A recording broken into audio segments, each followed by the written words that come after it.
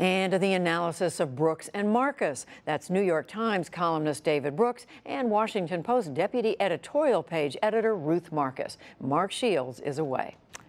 And we welcome both of you. So you just heard two very different views from our earlier expert guests on North Korea. You heard the president again commenting, David, and now Senator Risch. How do you assess the president's management of this North Korea situation? Unusual, I guess. It'll come after the war in Venezuela, apparently. We just learned. I don't know what that was all about. Listen, there's been a consensus about how to deal with this extremely knotty problem. And that is, at least on the rhetorical level, the North Korean regime is extremely fiery, extremely insecure, sometimes hysterical. And when you're around somebody who's screaming and unstable, the last thing you want to do is add to the instability with your own unstable, hysterical rhetoric. And so most administrations, Republican and Democrats, when the North Koreans say they're going to turn Seoul into a lake of fire, whatever their rhetoric is, have just ignored it and relied on some underlying sense that the North Koreans don't want to commit national suicide. Donald Trump has gone the other way. Now, I think that still, that sense that neither party wants to go into a war is still there.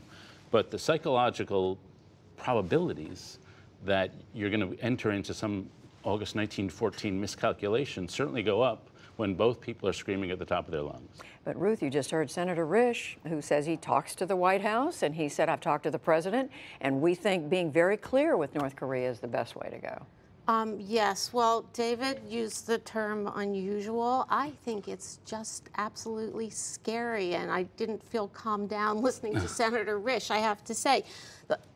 There's a couple positive things to say about President Trump here, just to surprise people for a second. One is that this situation with North Korea is not his fault. In other words, we were going to get to this, some president was going to end up in the terrible situation we have with the progress that North Korea has made with nuclear weapons. He just happens to be the president. Number two, they were doing a very good job until this latest eruptions of kind of bullying testosterone this week in terms of pursuing what needs to be done, which is the diplomatic sanctions. Senator Risch is right about the achievement in the Security Council. But all of a sudden, we saw this week these statements, and you would have thought Tuesday that maybe it was an eruption and they'd tamp it down, and instead, day after day after day, he's coming out saying more scary and dangerous things, and I do not understand how that is anything but destabilizing with a very already unstable ally. I mean, David, people are, we've heard from world leaders, the Russians, the Chinese, we heard from Angela Merkel today. We hear from U.S. politicians. Not all Republicans, but some Republicans are joining the Democrats in saying, tone this down. But the president, no sign that he's going to do that. It could be that he thinks the North Koreans are undeterrable and that this is not a usual regime, maybe because they have this new leader, and that you actually do have to take action. He could be, he believes that. It could be he just likes to blunder. It's always dangerous to overinterpret what Donald Trump says at any one moment. And it could be he thinks the madman theory is the right theory here. And the remind everybody what the madman, because it sounds scary. Is that you can be a successful deterrer if they think you could be crazy. And so I think it can be very effective so long as you're not actually crazy. So we have a North Korea, and we're not really sure. We have a president has his moments. And so the madman theory, when both people could actually be crazy, is actually a very dangerous situation. There's two problems with the madman theory. Richard Nixon was a proponent of it, but that was kind of strategic and thought out. Donald Trump is no Richard Nixon, and is he going to really out-crazy? Who's going to out-crazy who here? That's a scary thing. There's one other potential argument for what Trump is doing, and as I say, I do not think this is the right way to go. The right way to go is quiet, determined diplomacy. But he may not be trying to rattle the North Koreans and send a message to the North Koreans as much as he's trying to send a message to the Chinese, like, hey, I'm serious, you guys better get your act together here or things are going to really escalate. But this is way too high stakes to be performing this way. Yeah, the only thing I'd say to that is we've all been and interviewed or been around people who've been in combat. They've never actually raised their voice. If they have a message to send to the Chinese of that sort, they do it in a calm, serious way. I've been through this. I know what it is. You know who I am. The people who raise their voices and say lock and load and say fire and fury, those are the people who've never actually been in combat. And he just reminds you so much of one of those people. And speaking of combat, we really need to be clear, as you asked the senator. The military option is catastrophic. It's just a question of how catastrophic. That's why no president has done it previously. The others have considered it and even come close. So there are two options, two sensible options. Pursue diplomacy or learn to live with the situation. We should be pursuing diplomacy. Which is what all the quote-unquote experts are saying. Just calm the rhetoric down and start thinking about how we have this dialogue that's already been started. It's still there. The president's going to hold a news conference, David, they just announced on Monday, but he's already been talking to the press. Yesterday, he made some statements that I guess are still being dissected. One of them about President Putin of Russia thanking him for kicking out over 700 U.S. diplomats and saying this is going to save the United States taxpayers money. This is something, what Putin did has been criticized by everybody else we've heard of, including Republicans. How do we read this? Yeah, and of course the White House press office said it was sarcasm. Whenever Trump says something unusual, it's always a joke. And the president kind of repeated that in his latest press conference. Right. He did. And I think the significant thing here is that Russians monkeyed with our election. And a lot of people in Congress, even Republicans, are upset by this. A lot of people around the country are upset by this. And the Russians have done a lot of things to threaten the world order. And at every step along the way, including this little comment, Donald Trump always wants to walk that back, always wants to ratchet it back. He's willing to tweet angrily about members of his own party, about members of his own government, about anybody around the world, except for one person.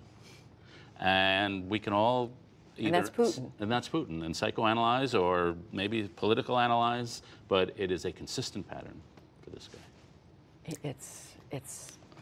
Well, what's the word?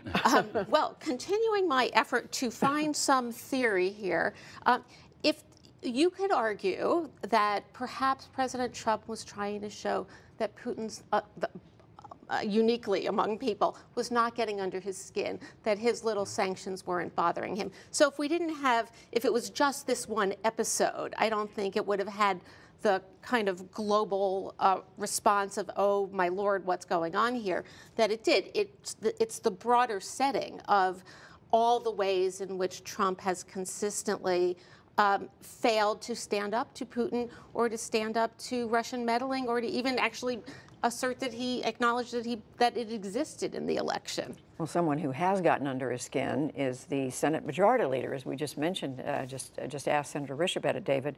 The president has gone out of his way 3 or 4 times in a row now to go after the Majority Leader, the Republican leader in the Senate, for failing to get health care reform passed. Does he's venting, he's clearly unhappy and frustrated, but does he run the risk of jeopardizing some of the other things he wants to get done this year? Well, clearly politics is a team sport. Trump is not so much of a team player. Politically, I think it helps him. Republicans really do not like Republican leaders in Congress, so I understand politically why he's doing it, but if he wants a legislative agenda, it's crazy. To me, the interesting question is what's... Wait a minute, I want to go back. You said Republicans do not like Republican leaders, meaning Republican I think voters. if you talk to Trump voters around the country, Right, they're right. not Certainly pleased. his base. His base, Right, yes. right. But the question for me is, how is McConnell going to respond? You don't want to get in a Twitter war with this guy, clearly. I think what you want to do is ratchet up some of the cost. Like some other bad leaders around the world, Trump responds to pressure. And can McConnell say, hey, I'm not going to get in a war with you, but if you do this, we'll hold up your nominees. If you do this, we'll start an investigation into this or that. I think that McConnell has to defend his institution. He has to defend the Republicans in the Senate who are extremely annoyed at Donald Trump. He's got to defend his own standing. And he can't let the leader of his own party walk all over him without some kind of actual response. And it was clear from Senator Risch, if you ask Republican senators who are increasingly concerned about, and I'm understating it, President Trump. What they're going to be, they're on Team McConnell, not Team Trump. From Senator Risch to Senator Collins and everybody in between, if they had to choose sides. This is not smart, okay?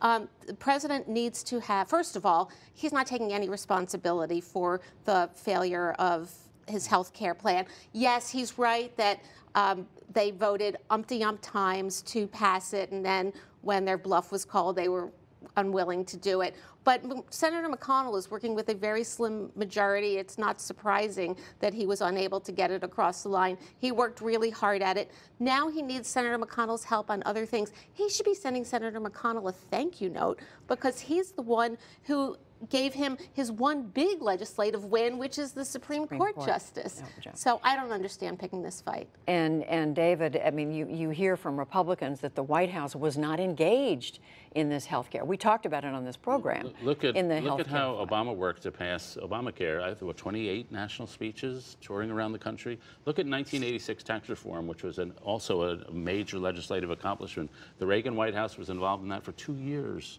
Closely aligned. You've got, this really is a team sport. You really have to work the whole system to get somewhere down the road. And from what I heard, when the senators would go into the White House, they'd meet with Vice President Pence and they would be having a normal conversation. Trump would walk in the room and set them back hours just because of his interventions were so irrelevant or unhelpful. So casting aspersion to others is probably not good history for him. 15 seconds. Senators don't think even of the same party that they work for the president. And even though Trump's base might enjoy this fight, I don't think others are. They want to see something get done.